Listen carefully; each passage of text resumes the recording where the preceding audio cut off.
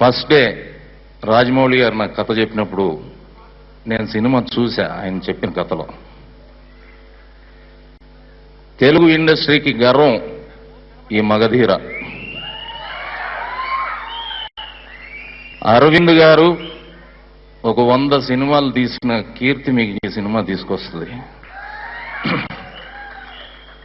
చరణ్కి ముందు నుంచి చెప్తున్నాను, ఈ సినిమా తర్వాత 1 year రెస్ట్ తీసుకో చరణ్, ఏదన్నా ఒక మంచి ఈ మార్షల్ ఆర్ట్స్లో ఏదైనా ఒక ఆర్ట్ దాని మీద ట్రైనింగ్కి వెళ్ళిపో, దీని తర్వాత నువ్వు తొందరపడి ఇమీడియట్గా సినిమా చేయొద్దు అని.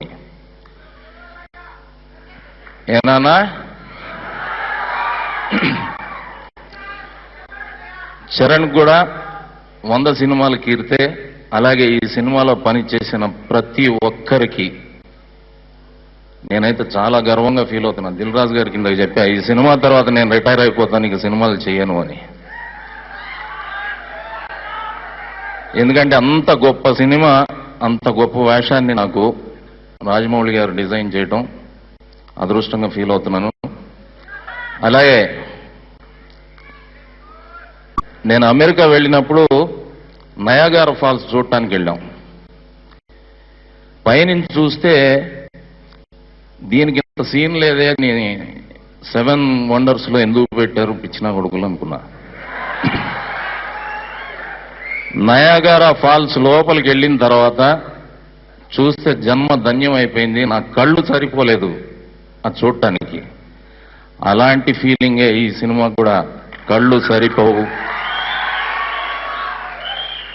అంత గొప్ప సినిమాని దాంట్లో పనిచేసే మంచి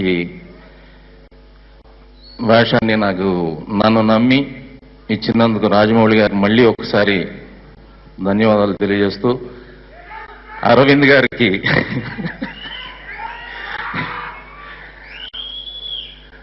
దీంట్లో ఒక డైలాగ్ చెప్తాను, నాకు బాగా ఇష్టమైన డైలాగ్.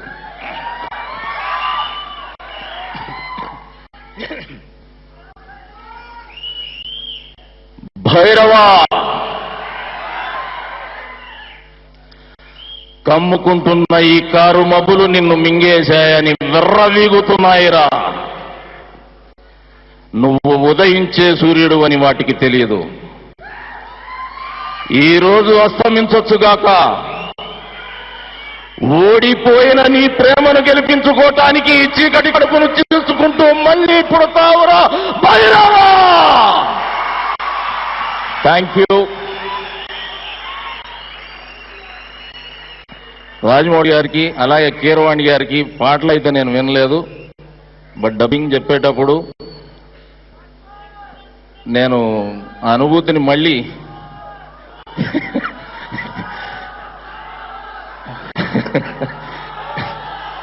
చాలా టైం ఉంది. గుర్రం అంటే మమ్మల్ని జైపూర్ తీసుకెళ్ళి డైలాగా అరవింద్ గారు ఒకటేసారి ఇచ్చాడు నాకు డబ్బులు.